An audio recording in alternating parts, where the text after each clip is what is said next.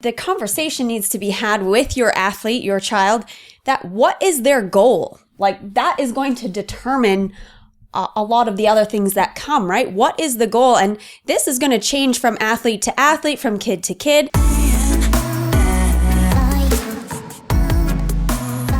Hey, what's going on, everybody? And welcome back to another episode of Off the Mat. My name's Josh Dumoulin, and this, of course, is the wonderful Nicole Stratichuk. Thank you guys so much for joining in today's episode. And today we're going to be talking all about supporting your athlete. So if you have kids, we're going to talk specifically about martial arts and athletes competing at a tournament. But this could be applied to any really competition or any kind of athlete that you have, that you're a parent to, that you need to support. So that's right. Yeah, because we've got, of course, for us where we are, and at the time of this recording, we've got two tournaments that are right around the corner. So we've got our provincials and we have our nationals coming up right after that. So for us, we've got one in March and we've got one coming up in May, and then there'll be the fall tournaments and everything. So for us, and again, depending on when you're listening to this, we've got our tournaments coming up here. And right now, just in classes, at our prep classes, and a lot of discussion we've been having with parents is how you can support your athlete, you know, both mentally, physically, nutritionally, like all of those important things that it takes to actually go to an event and perform to your highest caliber. So where do we want to start here? Like, where do we want to jump in? Well, and I guess another thing is we are very experienced competitive athletes ourselves. But now we're in this season of our life where we have our own 9-year-old athlete to support going to competitions. And so why is this so important to us is that we want to make sure that we are able to provide our son with the best experience possible. And, the tournament itself is going to be a great day, and it's going to be organized and set up and all of that stuff. But what can we do as his parents to make sure that he has a really, really good experience? So it's really about being intentional as the parents to make sure that he has a good time, right? He has a really good experience leading up to and then the day of the competition. That's right. And so really what we want to kind of touch on is exactly that, like a parent's perspective and how they can support it, right? Because there's a role that we play, two parts, right? We have our coaching hat that we're wearing to all of the students and all of the members and to our athlete as a coach as well, that we're trying to do to support and build them up so that way they're ready and they're able to go and compete and perform to their best. But also where we're really going to be touching on is how they can support as that parent. So we're going to be speaking to you kind of from that perspective, as well as is what we do as parents to make sure that we're able to support that athlete, that young athlete ready to go. So where do we want to get started? What is the first thing we should?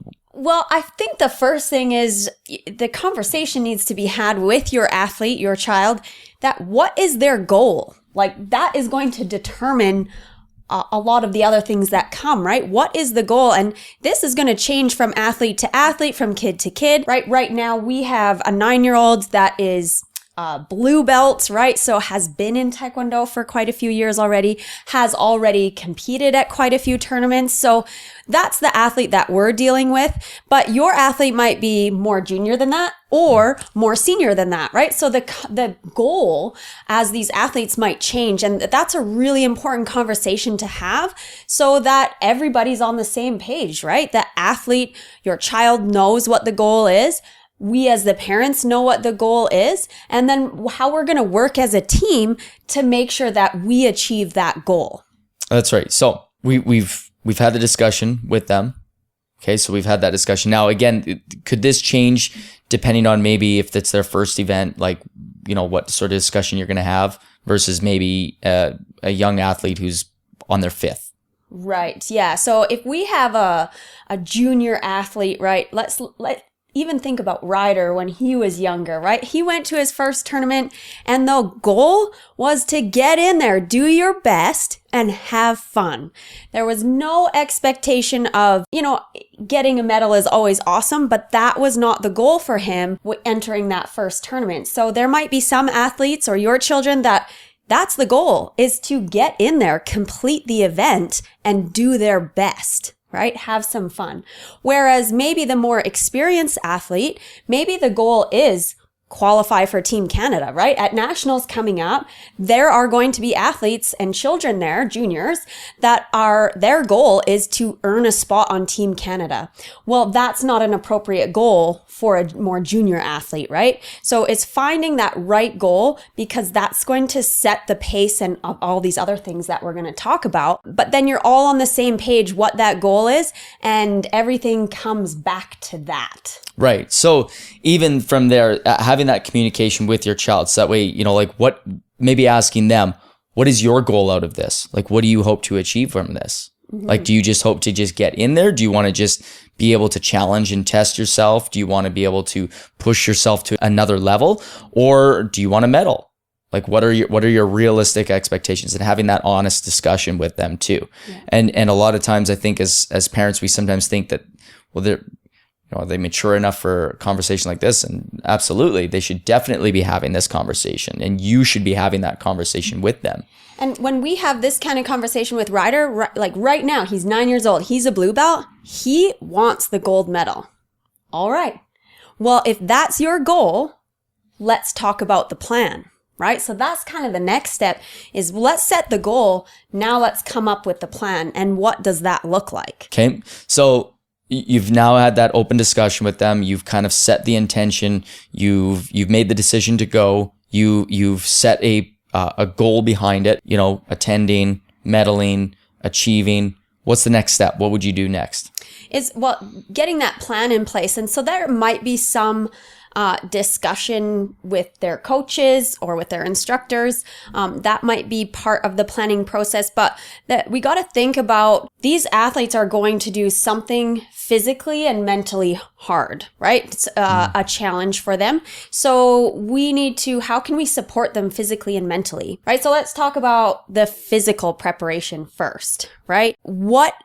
In order to achieve their goal, what are the physical preparations that they need to go through? So of course, if they're going into a Taekwondo tournament, they need to have time on the mat, right, to train. So what does that look like for your athlete? Is that twice a week? Is that 3 classes a week? Are they enrolled in the tournament prep class? At our school at Champion Taekwondo, we run a tournament prep class. So definitely, if our athlete wants to medal at a tournament, they have to be in that tournament prep class, because that's going to be really beneficial for them. Absolutely, yeah. Because in something like that, that's very specific. It's very honed in. It's nothing really to do with curricular activity of what they might be learning for their next belt. Right? Like, this is just very specific, dialed in course sessions, if you will, that really hone in on that tournament experience. And so, if your school, if you're listening to this and you're not a member of Champion Taekwondo, if your school has something like that, it's massively beneficial to take advantage of a tournament preparation class where you're able to really, really dial in on that physical element. And yeah, it's also a lot of mental preparation in that class, which we'll talk about in a second, but that physical preparation. So what is the on the mat time that they need in order to achieve their goal? And how are we making sure that they get to the gym or the dojang every 2, 3, 4, 5 times a week, right? What is the plan for that? And then what is the plan for off the mat training, right? Because if the goal is to win a gold medal, then there has to be other training happening, right? Mm-hmm. You need strength training or fitness training, cardio training, flexibility training, just depends on what kind of avenue you're competing in. But what is the extra time needed in order to achieve that goal? And is that at home? Is that at a fitness gym? Is it with a trainer? Like, who or what is needed for that athlete to just physically prepare off the mat?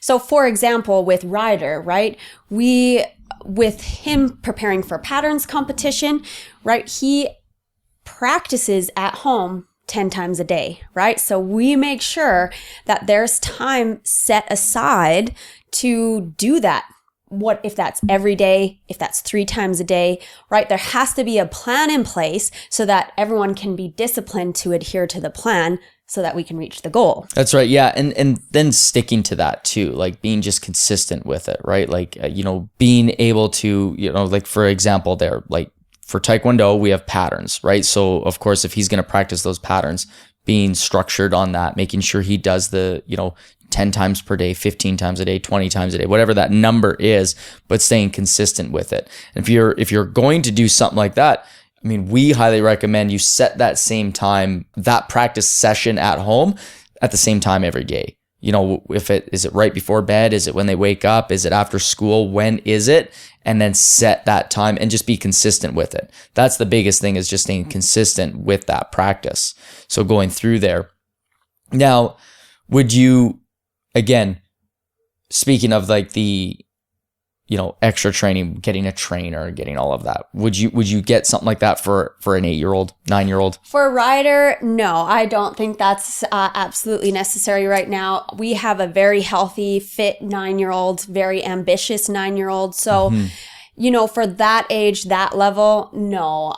When I mentioned trainer or going to a fitness gym, I'm thinking more like we're talking national athlete level. That is definitely going to be needed. It just gives you that advantage. And really, if you want that advantage, if you want to perform to your highest caliber, that's right, then yes, definitely you should be considering that 100%. Right. And for Ryder, let's say maybe that is a future goal for him, is to do world championships, things like that.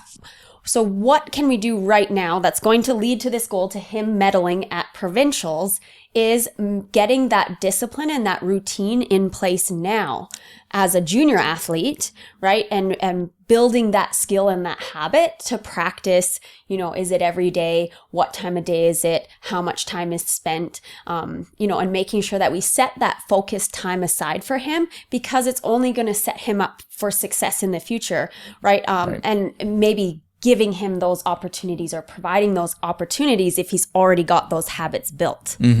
So, no, that's really good stuff. And again, just being able to set those, put it in place there. So that's part of the physical preparation, right? But another part of the physical preparation is what we put in our body, right? So the nutrition part of it. And this time, we all know fruits and vegetables and protein's good for us, right? We all know that. Life also gets busy and life gets in the way. And, we're stopping at McDonald's or A&W or whatever to get supper, right? Burger and French fries. You got to get it before class or and you need them to have that little meal. And what do? That's where you take them. And that's the fuel you're going to put in. Yeah. It does. You know what? And how many times have we shown up to a morning session straight in the morning, 9:00 with a tournament prep class, and a kid walks in with a Tim Hortons donut or bagel or whatever they serve at Tim Hortons, right?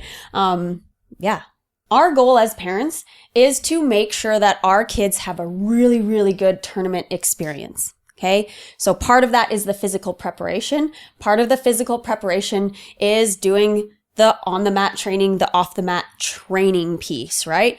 This other part is the nutrition. And if we are going to put unhealthy foods in our kids, we are not setting them up for the best experience possible, period. And I know there's lots of this happening, right? Because we see fast food places out there, constant drive-through, right? We know that we are not feeding our kids the right food in order for them to succeed. Now, maybe there's a lack of knowledge, right? Yeah, we know fruits and vegetables are good, but like, what do I actually need to feed my kid and all those things? And my kid's a picky eater and all of that stuff. But let's have the conversation again with our child, our athlete, and say, hey, you said that this is your goal. Part of reaching that goal is the off the mat training, which includes your nutrition, which includes the food that you eat, because that's going to allow your body to perform at its best. Well, even going on that though, don't treat Slurpees, fast food, as treats. Like, oh, you worked really hard in class today, you deserve this. You've taken all of that hard work that they just put in and we're now just rewarding it with sugar, processed foods. And now that fuel, that energy, all of that stuff that they've worked hard, they've put themselves through, is now just going to be going right out, just like that. So be really careful. And you know what? Like, you've just got to really watch that stuff. I mean, just watch what it is they're going to be putting. This is huge. And I can honestly say for me personally, I know I have been the type of athlete who has had a really bad diet, and I've been the athlete who has had a really good diet. And I can tell you, hands down, without question, I performed at a way higher caliber when my diet was on point, when I was dialed in, when I was focused on eating the right foods and actually being disciplined about it. And remember, it's not just about like, well, that's really tough. It's a discipline. It's a structure that you're trying to set and create.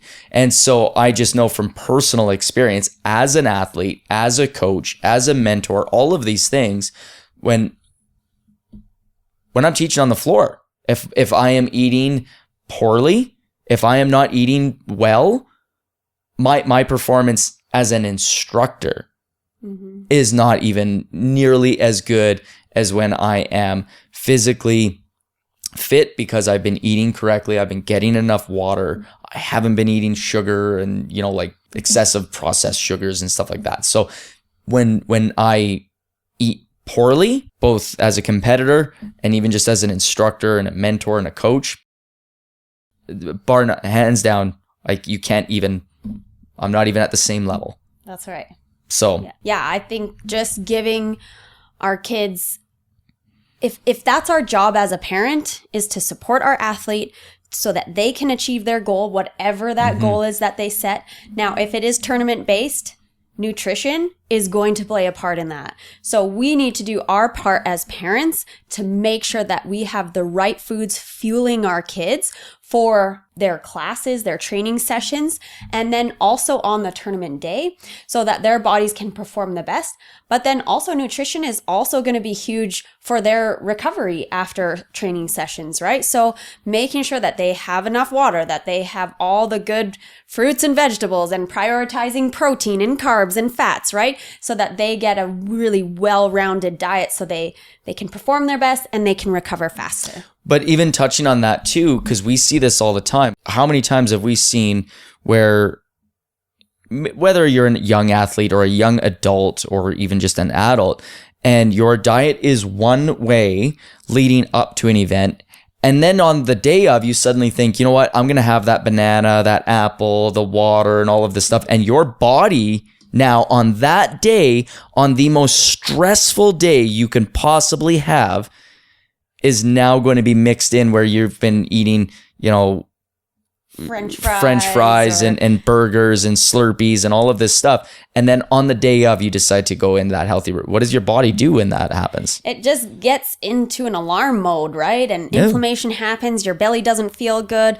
Add that to the physical, the mental stress and anxiety and all of the things going on there. And now your body's also dealing with this. So now you're fighting these two battles. So one of the things that we took note about was actually practicing your day of competition routine, right? Because you want to make sure that you have some really good food options for the day of the tournament. Lots of us will be traveling.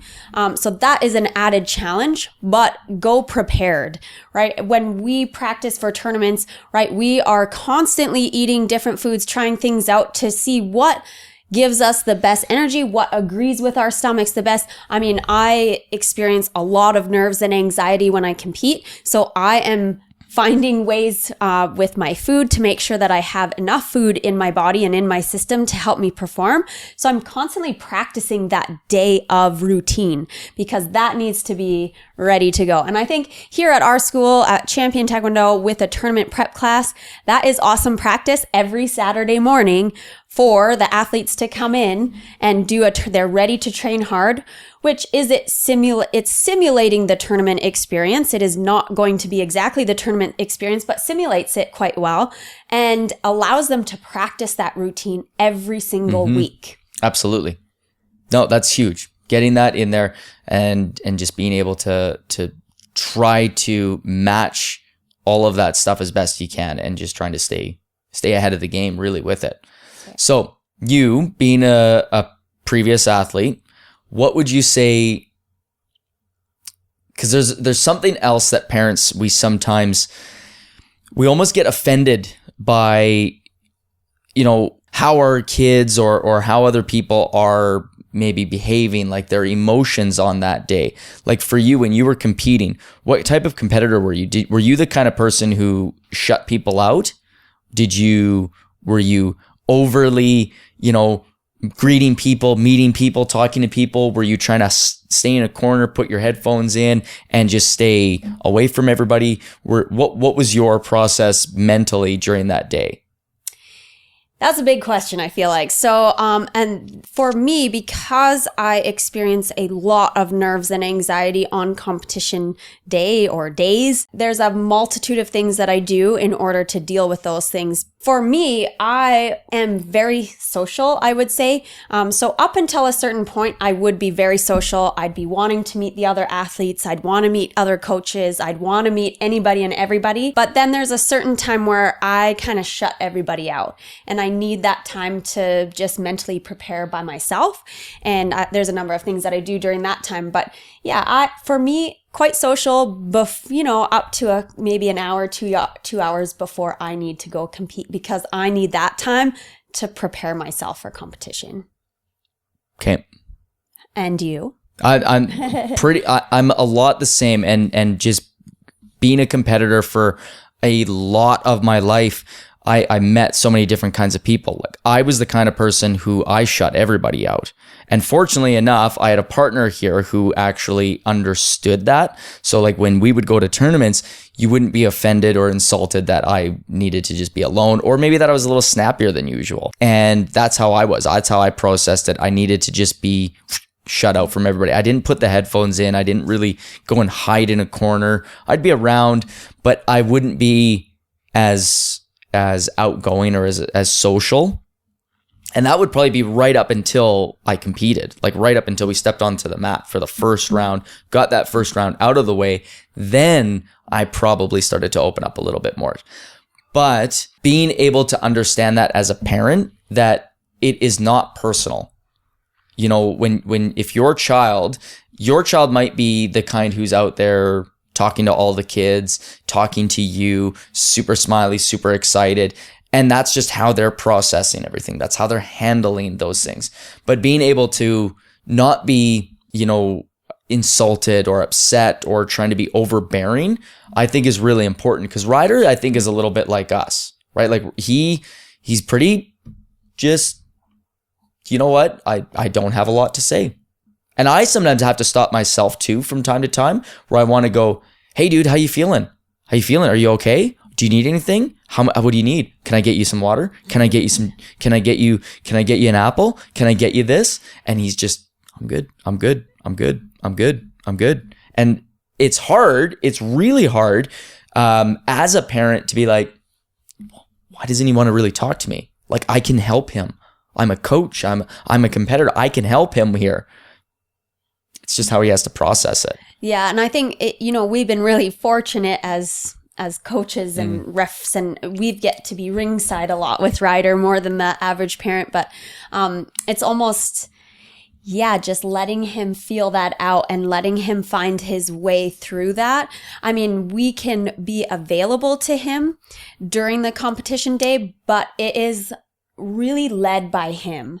So I remember at the last tournament a couple months ago, letting him lead that and coming to me. I was available, I was around, but I wasn't overbearing on him, because I know that he needs his time just to focus and get his head in the game and just wants kind of to be left alone. And then afterwards, after the competition is over, he is very much like wants to be with me or with you, right? And very touchy-feely. Yeah. And so it's different. And every kid might be different, right? So and that's just it. And just being able to sometimes step back, especially if it's their first one, and trying to figure out, where they're coming from. And like I said, don't be too, hurt if, well, normally they're a little more huggy with me and they don't need me today. This is how they're processing it. This is how they're stepping out on their own. This is how they're learning. And you got to remember, this is the important thing about tournaments, is this is how they learn how to handle challenges on their own. And that's one of the reasons why I really like competition, is because of those things that we learn about ourselves. And I think when we are talking about this, mental preparation, that's a conversation that needs to happen between the athlete and the parents, just so that both are on the same page and understanding that, okay, but during your preparation, during your training for the tournament, I'm available for you, right? You can come to me. If that's not needed, that's okay. But if you're experiencing frustrations or different emotions that are happening just in the training, certainly come to us. Otherwise, or if you want to be left alone or you need space with your training sessions, that's okay too, right? These young athletes are kind of navigating and trying things out and trying to figure out what works best for them. And so just having that conversation with your child, your athlete right away, just knowing that, reassuring them that you are available for them, but also giving them some leeway, right? Because these are young kids that are just trying to figure things out. So let's allow them the space, if they want it, to figure those feelings out as well. That's right. And then just be there. Just take a step back, take that phone out and record those moments, film and take as many pictures as you can, because you're going to want to keep those. You're going to want to see those. You're going to want to look back on those and just be there for them in any way you can. And like I said, sometimes they might need the space. Don't be hurt by it, because like I said, I have the exact same problem. It's hard not to take it personally, even though I know exactly what he's going through. And furthermore, to the mental preparation for these athletes, right?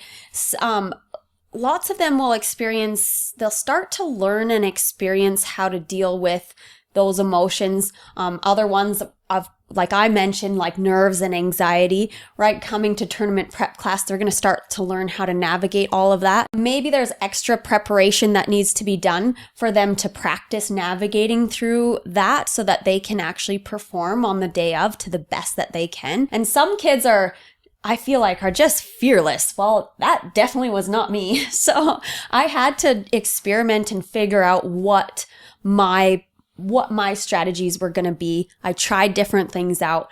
I figured out how I could perform the best, even though I was dealing with a lot of nerves and anxiety. So, being there for them to try and work through that, because that's going to be a big piece when it comes to performing at the tournament. All right. So I think that we covered a lot of stuff there. How you can support your athlete, whether it's their first one, whether it's their 10th one or more. And I think that hopefully this gave you some insight as a parent on how you can really be there for your child, how you can support them, and just make sure that they're prepared as best they can. Right. So have that conversation right off the bat. That decision has been made to compete. Okay. So have discussions about what the goal is, come up with the plan that helps them prepare physically and mentally, and know what your role is in supporting them through those different areas of preparation. And then of course on competition day. Awesome. Well, thank you guys so much for tuning in to another episode of Off the Mat. My name's Josh Dumoulin, and this of course is Nicole Stratichuk. Thank you so much for joining us, and we'll talk to you guys soon. Bye, guys.